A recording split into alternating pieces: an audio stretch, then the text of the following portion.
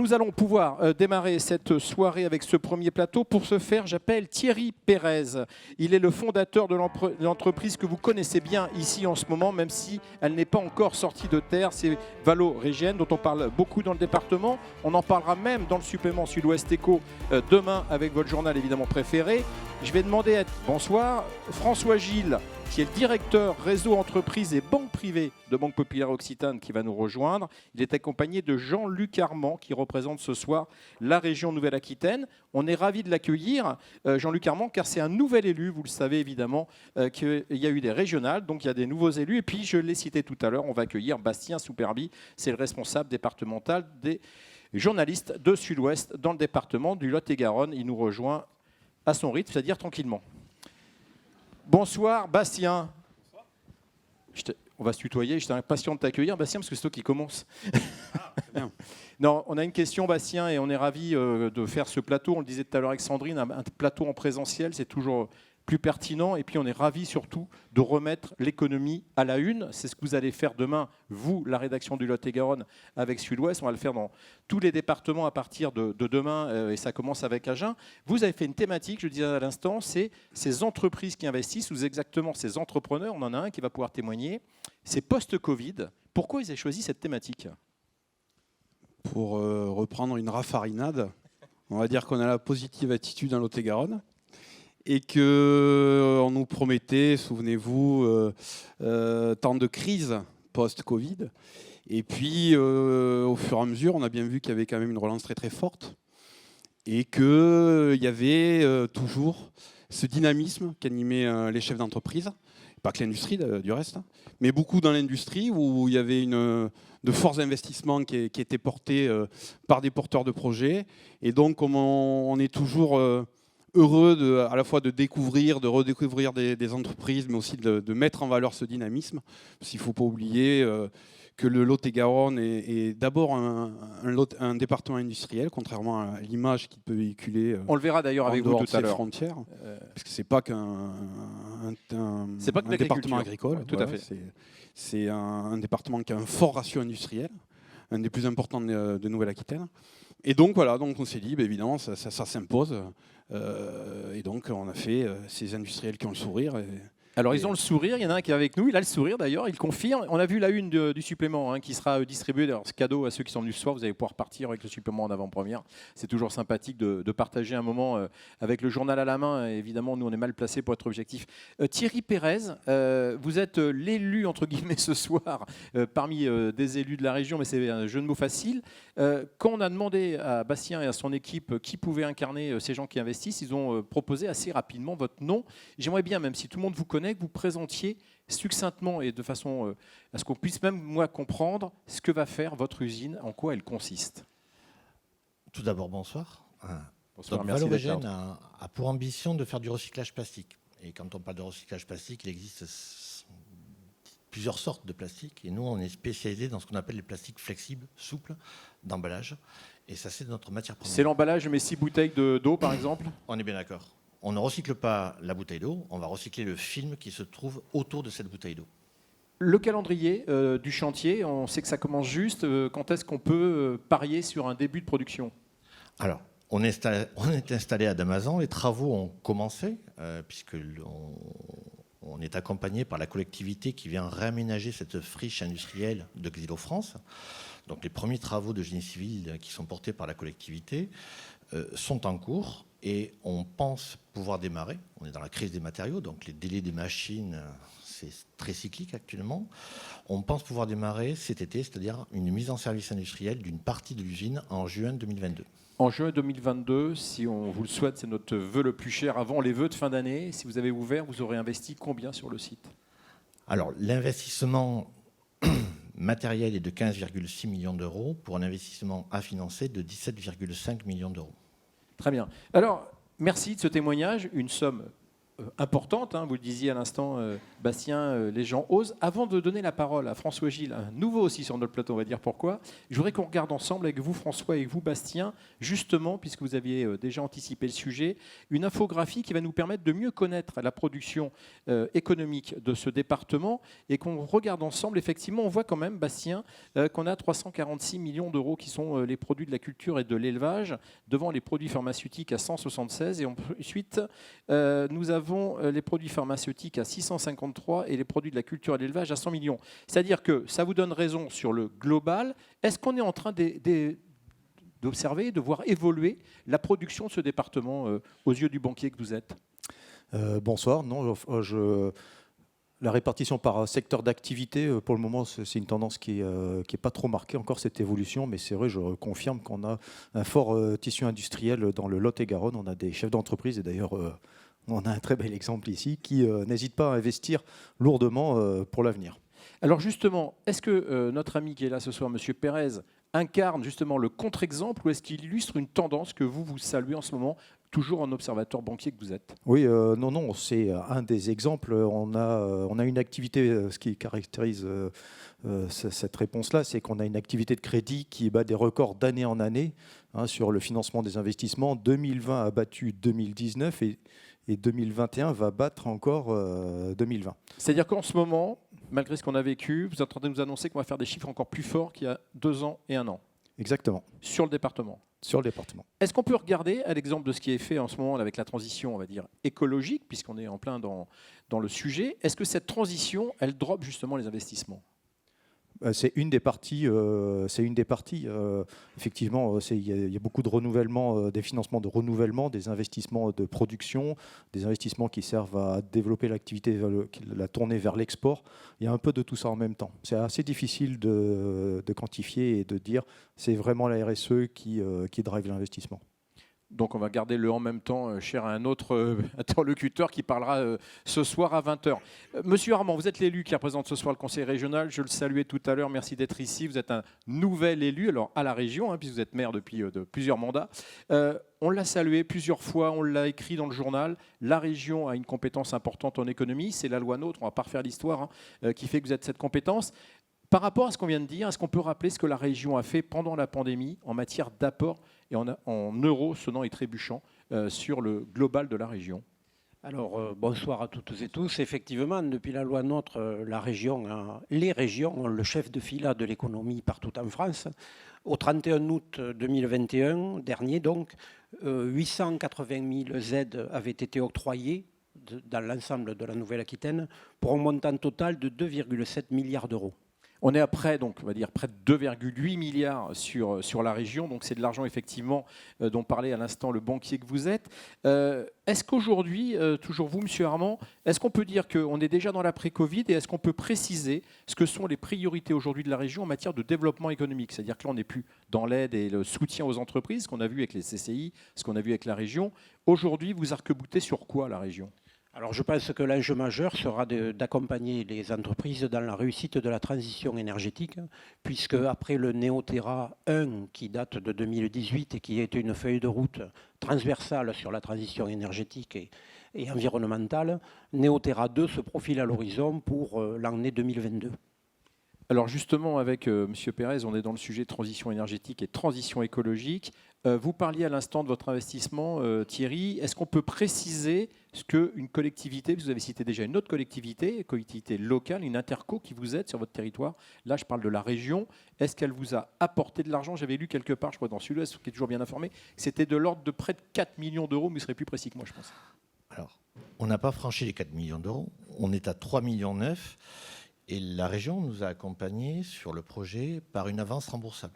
Alors, on va être précis, parce qu'on est avec des chefs d'entreprise ce soir et c'est important de se le dire. Puis pour le contribuable aussi, avance remboursable par rapport à subvention. Je crois que c'est important la sémantique. Mais subvention, c'est une subvention. On nous aide sur l'investissement et l'argent est donné à l'entreprise. Avance remboursable, ça veut dire qu'on va rembourser sur un échéancier qui est donné en accord avec la région l'argent qui nous a été prêté. Alors, est-ce qu'aujourd'hui, et sans flagornerie avec l'élu qui est là, vous pouvez dire du mal de la région, est-ce que s'il n'y avait pas cet effet levier, vous ne seriez pas là ce soir en train de parler du projet ? Alors, Pour nous, le projet a été lancé avant le Covid. Le Covid a été une situation dramatique sur le plan sanitaire, mais ça a été aussi un accélérateur pour des projets comme Valoregen. On a été aidé par la région avec une aide qui est venue se cumuler à ce qu'on appelle le plan de relance. Résilience, qui est pour donner de l'indépendance à la France sur les matières premières, notamment sur la filière chimie. Donc, le plan de relance, c'est une subvention qui a été attribuée au projet Valoregen, complétée par une aide de la région de 3,9 millions. Donc, bien évident, l'aide publique sur des projets comme Valoregen est un déclencheur.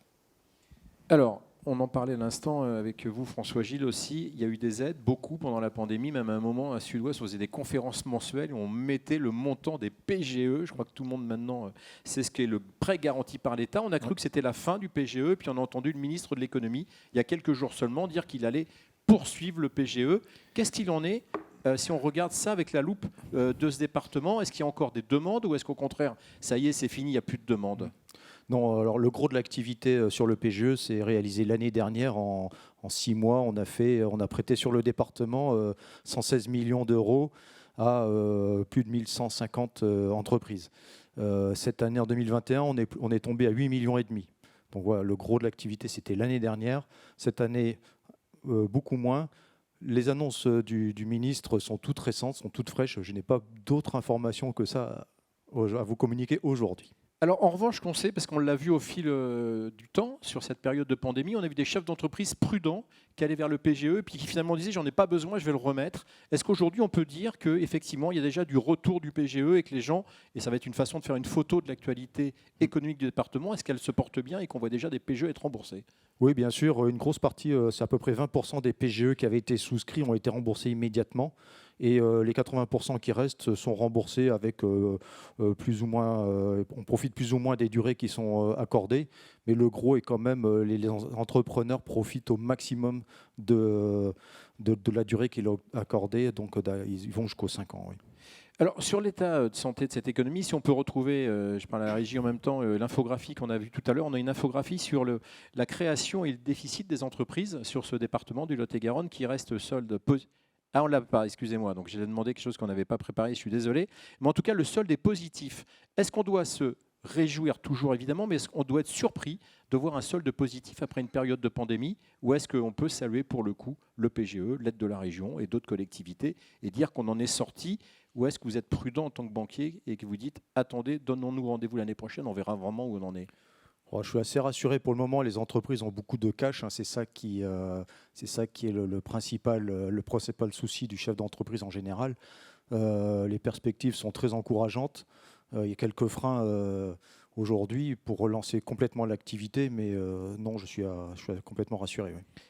Au niveau des aides de la région, on en parlait, M. Armand, tout à l'heure, sur le virage de la transition. On a bien compris que ça allait être la priorité. Est-ce que la région, aujourd'hui, vous êtes justement encore au chevet de certaines entreprises ou est-ce que vous êtes déjà dans le développement? C'est-à-dire, est-ce que vos aides sont déjà tournées plus vers l'avenir que vers le soutien? Sur ce qui concerne le Lot-et-Garonne, plusieurs entreprises sont aidées par la région Nouvelle-Aquitaine. On peut citer l'entreprise de Sangos à Pont-du-Casse. Alors on va d'autant plus les citer, je vous interromps, que c'était notre lauréat l'année dernière dans ce département et qu'il était lauréat de la finale régionale. Donc on peut saluer effectivement le dynamisme de Sangos. Dans belle société qui œuvre pour la transition énergétique, spécialiste des biosolutions. Mais vous avez aussi dans l'agroalimentaire qui pèse lourd dans ce département l'entreprise de Virazeil, l'entreprise Georges Lain, fabrication de confitures très appréciée. Et enfin, dans l'industrie lourde, nous avons aidé le sous-traitant Meka Aquitaine à Marmande, usine de transformation de tubes en acier pour du matériel médical et du mobilier. Merci de ces exemples. Ça prouve effectivement, comme le soulignait tout à l'heure Bastien avec son actuelle heureuse et sa référence à M. Raffarin, la référence qu'on peut. Il vient de sortir un livre, d'ailleurs Bastien, parce que vous êtes fan, sur la Chine. Il était il n'y a pas longtemps chez nous et il pourra vous le dédicacer. Vous allez à Châtelaillon, dans le nord de la zone, un peu au nord de chez vous. On vous le présentera. Je plaisante. Je voulais qu'on revienne sur cette entre guillemets banane affichée en ce moment en matière d'économie avec des chiffres qui affolent un peu les compteurs. Est-ce qu'on peut dire que tout va bien? Ou est-ce qu'on a quand même des freins à la relance? Et je crois sur ce point que le banquier que vous êtes a quelques interrogations. Dans ce qui va bien, c'est qu'on a des carnets de commandes qui sont quand même remplis. On a aussi une consommation des ménages qui est bien orientée. On le voit par les flux monétiques, toute l'addition des cartes bleues qui sont réalisés chez nos commerçants et puis côté e-commerce aussi, on voit que là, les tendances sont bien orientées. On sait que les Français ont épargné beaucoup d'argent pendant la crise. On parle de 150 milliards au moins. On voit un taux d'épargne qui est passé de 14 à 21% en quelques temps. Donc il y a vraiment beaucoup d'argent chez les ménages. Donc toute la question, c'est de savoir à quel rythme cette épargne va revenir sur les marchés. Sur les freins, la question que vous me posiez, il y en a plusieurs. C'est toutes les tensions géopolitiques qui se traduisent par des hausses sur les matières premières, sur les composants qui tardent à arriver. Et puis bien sûr, le dernier point, c'est les ressources humaines. On a tous, même nous banquiers, on a tous des problèmes pour recruter du monde, notamment sur le Lot-et-Garonne. Alors, on va prendre ces deux thèmes, ce qui nous semble important pour avancer sur ce débat et puis pas rester dans une béatitude de journalistes contents de faire la soirée de l'économie au Lot-et-Garonne. Thierry Pérez, on vient de parler des problèmes de composants. Vous êtes en train de dire que vous êtes en train d'investir énormément, près de 18 millions sur une usine. Est-ce qu'aujourd'hui, votre calendrier est menacé par cette pénurie de matières premières potentielles ? Alors bien sûr que notre calendrier est menacé et je pense que tous les industriels qui sont dans cette salle vivent la même chose que l'on vit. C'est-à-dire que l'on a des délais qui se rallongent sur des composants électroniques, sur des machines, et on a des variations de prix de l'investissement qui sont assez conséquents. Donc c'est très difficile sur un projet structurant initial comme Valoregen de pouvoir tenir, les agendas et tenir les budgets d'investissement. Donc c'est un vrai sujet. On nous avait annoncé que dans quelques mois, ça devrait devenir normal, on va dire ça comme ça. Et on s'aperçoit que non, c'est quelque chose sur lequel il faut regarder cette pénurie de matériaux sur plusieurs mois, plusieurs trimestres, et c'est pas prêt, selon ce que l'on voit, de s'atténuer. Alors, Bastien, à travers les colonnes du journal, c'est deux soucis qu'on lit régulièrement et dans vos pages à vous départementales, mais aussi, et on va le saluer avec Pascal Rabillet, chef du service éco, qui pilote toute la tranche économique du journal Sud-Ouest. C'est quelque chose d'assez récurrent. On s'était parlé il y a un an, Bastien, en pleine pandémie, de ce problème de l'emploi en Lot-et-Garonne. Vous étiez prêt d'ailleurs avec nous à monter une rencontre sur l'emploi. On en est où aujourd'hui ? Est-ce que vous avez l'impression que ce problème est récurrent ? C'était déjà un problème qui était, on va dire, un peu consubstantiel au Lot-et-Garonne pour plusieurs raisons. Le problème de recrutement des cadres, faute d'une attractivité, à tort ou à raison, qui n'était pas assez forte pour les attirer sur place. Et puis il y a la question de main-d'œuvre qui aujourd'hui s'est considérablement accentuée, la problématique. Parce que là, les chefs d'entreprise pourraient en parler mieux que moi, mais on estime aujourd'hui qu'à 7%, le chômage en France, on a atteint le plein emploi. Et donc, il est très difficile aujourd'hui de faire venir des gens sur des postes basiques, même sans qualification, même si les entreprises font beaucoup d'efforts en proposant des formations sur place, etc., etc. Il y a un vrai frein là au développement parce que sans hommes, on ne peut pas développer. Alors ces hommes, justement, faut les former. Monsieur Armand, ça fait partie aussi d'une compétence de la région. Je rappelle, vous êtes vous-même enseignant, donc c'est quelque chose qui va vous parler. Est-ce qu'aujourd'hui, quand on parle de transition énergétique, quand on parle de transition tout court au niveau des élus, est-ce qu'on intègre là-dedans de se former les gens, c'est-à-dire former tout au long de la vie, ou est-ce qu'aujourd'hui, on est un peu ennuyé pour former ces gens et les envoyer peut-être demain trouver du travail chez Monsieur Pérez ? Quel est le rôle de la région ? Alors le rôle de la région est fondamental en matière de formation, évidemment. Et on essaie de mettre en place des formations qui soient en adéquation avec les demandes du terrain. Ce qui est le plus difficile parce qu'il n'y a rien de pire qu'une formation qui est inopérante ou une formation qui tombe à côté et qui ne répond pas à une demande du marché. Monsieur Pérez, vous êtes déjà peut-être en train de recruter. Est-ce que vous avez ce souci ou est-ce que c'est pour plus tard ? On va les prendre dans l'ordre. On est en plein dedans. On a commencé notre recrutement. On a fait le choix dans le projet Valoregen de commencer par une fonction RH qui était le premier poste cadre qui a été recruté au sein de l'équipe, justement pour préparer cette montée en puissance. Et parce que sans les hommes, on ne fait rien, donc avec un grand H. Et donc, on se doit se préoccuper de ces compétences-là et de ces recrutements. Donc, on prévoit une première phase de recrutement de 45 personnes. À quelle échéance, du coup, pour juillet ? Ou il faudra les former avant ? Avant il faut juillet. Que l'on forme. On s'est aperçu, et dans les critères de positionnement du projet Valoregen, le Lot-et-Garonne était intéressant pour une des raisons également, c'était que l'on avait un lycée à Marmande qui forme des plasturgistes.